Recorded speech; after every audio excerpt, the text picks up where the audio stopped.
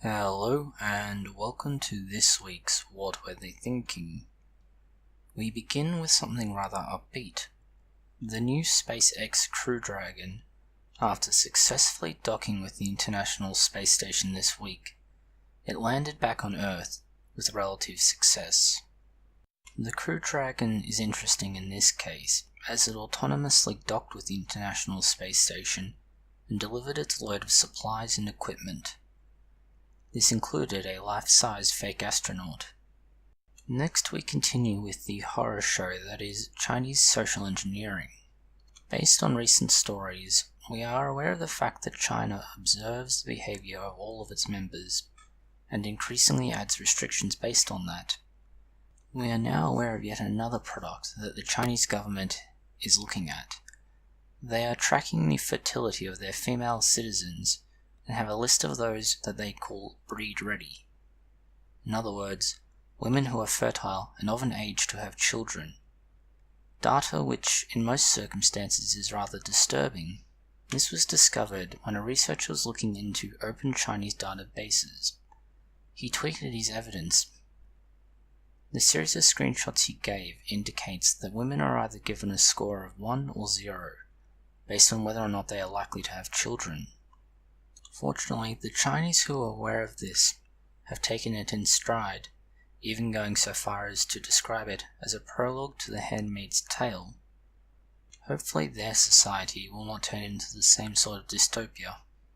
In another bout of social irresponsibility, the recent measles outbreak in America has led to more than 800 children missing school in one county alone. Measles is highly contagious, relatively harmless in most cases, but the exceptions are very, very bad. 800 children are missing school, not necessarily because they have contracted measles themselves, but because there were 71 cases diagnosed, and those 800 students are at significant risk of contracting the disease. While it's not clear how high the number of infected will go, the chances are, even with measures like this, the number will rise and rise drastically over the coming months. Another story this week regarding parents is about the pill and why some women may fall pregnant even when using the contraceptive.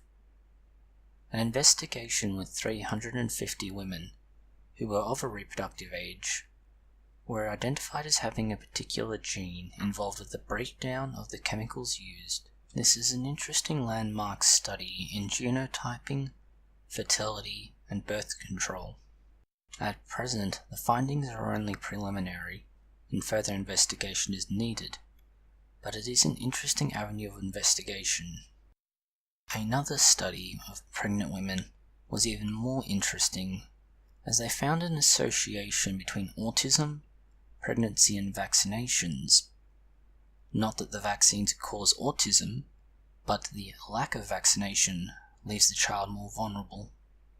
This goes against every one of the antivaxxer arguments involved with autism and vaccinations, particularly those around MMR, which has been repeatedly debunked. The study involved 1.8 million children in Sweden, and found that the risks for autism and other mental disorders were significantly higher if the mother was hospitalized with an infection during pregnancy. This builds on the growing area that specific infections during pregnancy can harm development of the brain in the fetus. This study is a retrospective analysis of data from hospitalization and medical records. However, the findings are interesting, and they are consistent with other evidence out there. In far more upbeat news, there's been a discovery from 2015 that's been published in more detail now. Researchers found the classical formula for pi from 300 years ago in the world of quantum physics as it applies to hydrogen atoms.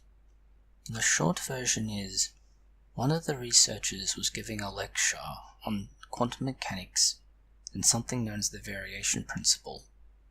This approximates the energy state of a hydrogen ion.